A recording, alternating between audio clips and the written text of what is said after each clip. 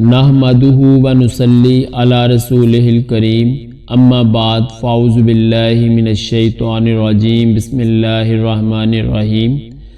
فرشتے اجسام نوری ہیں، اللہ تعالیٰ نے ان کو یہ طاقت دی ہے کہ جو شکل چاہیں بن جائیں۔ کبھی وہ انسان کی شکل میں ظاہر ہوتے ہیں اور کبھی دوسری شکل میں۔ وہ وہی کرتے ہیں جو حکم الہی ہے، خدا کے حکم کے خلاف کچھ نہیں کرتے، نہ قصدن، نہ سہون، نہ خطان۔ وہ اللہ عز و جل کے معصوم بندے ہیں، ہر قسم کے صغائر اور کبائر سے پاک ہیں۔ ان کو مختلف خدمتیں سپرد ہیں۔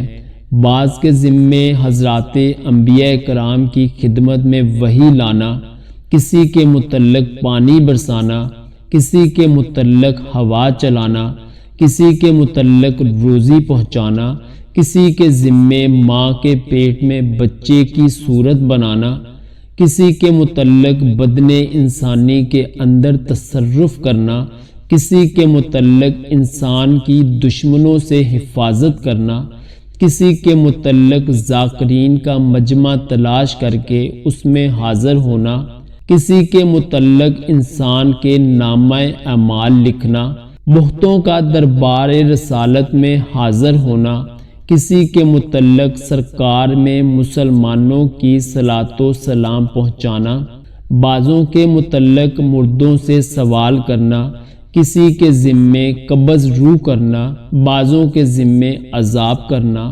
کسی کے متعلق سور پھونکنا، اور ان کے علاوہ اور بہت سے کام ہیں جو ملائکہ انجام دیتے ہیں۔ فرشتے نہ مرد ہیں نہ عورت، ان کو قدیم ماننا یا خالق جاننا کفر ہے۔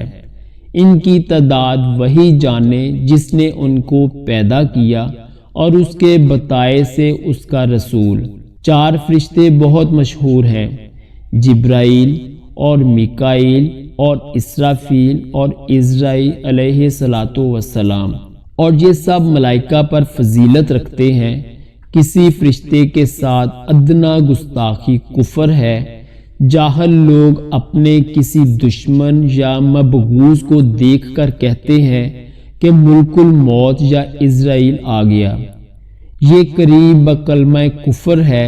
فرشتوں کے وجود کا انکار یا یہ کہنا کہ فرشتہ نیکی کی قوت کو کہتے ہیں اور اس کے سوا کچھ نہیں، یہ دونوں باتیں کفر ہیں۔ جن آگ سے پیدا کیے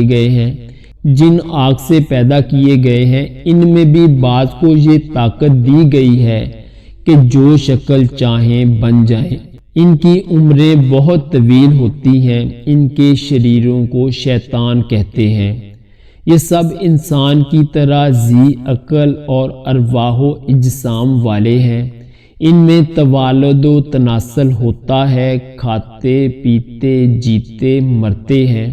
ان میں مسلمان بھی ہیں اور کافر بھی، مگر ان کے کفار انسان کی بنسبت بہت زیادہ ہیں، اور ان میں کے مسلمان نیک بھی ہیں اور فاسق بھی، اور سنی بھی ہیں بد مذہب بھی، اور ان میں فاسقوں کی تعداد بنسبت انسان کے زائد ہے۔